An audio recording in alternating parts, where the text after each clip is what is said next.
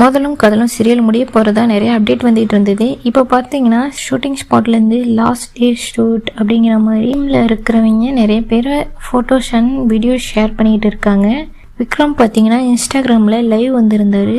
Serial முடிகிறதுக்கு காரணம் low TRP தான், நாங்கள் தான் இதை எங்கேயோ மிஸ் பண்ணிட்டோம் அப்படிங்கிற மாதிரியும் சொல்லியிருந்தாரு.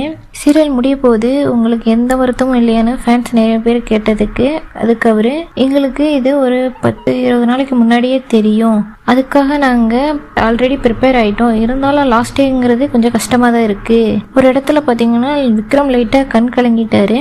ஒரு கதவை மூடுனா இன்னொரு கதவை திறக்கும் அப்படிங்கிற மாதிரிலாம் சொல்லியிருந்தாரு. Vikram Vedha off screen photos அதிகம் எங்கேயும் ஷேர் ஆகியிருக்காது. இதனால ஃபேன்ஸ் நிறைய பேர் நீங்கள் சீரியலில் வர மாதிரி தான் நிஜத்துலேயும் சண்டை போட்டுக்கிட்டு இருப்பீங்களாங்க மாதிரி கேட்டிருக்காங்க. அதுக்கு அவர், எனக்கும் ஹீரோயினுக்கும் நடுவில் எந்த ஒரு பிரச்சனையும் இல்லை, நாங்கள் அதை ரீல்ஸ் ஃபோட்டோ ஷேர் பண்ணி தான் ப்ரூவ் பண்ணணும்னு அவசியம் இல்லை அப்படிங்கிற மாதிரியே சொல்லியிருந்தாரு. எங்களுக்குள்ள நல்ல ஒரு அண்டர்ஸ்டாண்டிங் இருக்குது, நாங்கள் நல்ல ஃப்ரெண்ட்ஸ் தாங்க மாதிரியே சொல்லியிருந்தாரு.